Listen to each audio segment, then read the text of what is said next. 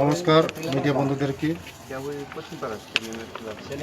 আমার বিধানসভায় 29 কৃষ্ণপুরের মধ্যে আজকে মর্মান্তিক ঘটনা হয়েছে।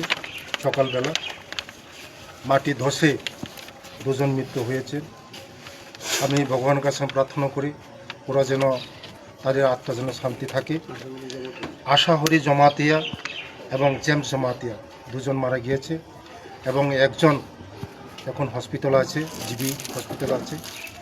ওদের পরিবারের সঙ্গেই আমরাও মর্মাহত, দুঃখিত এবং আমি এসডিএমকে আমি ধন্যবাদ জানাই।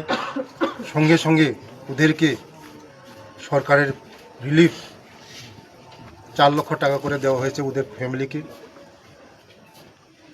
টাকা বড় কথা না, কিন্তু ওদের যে মারা গিয়েছে ওদের যে আত্মা যেমন শান্তি থাকে, আত্মা যেমন ভালো থাকে, তার জন্য আমি ভগবানের কাছে প্রার্থনা করি।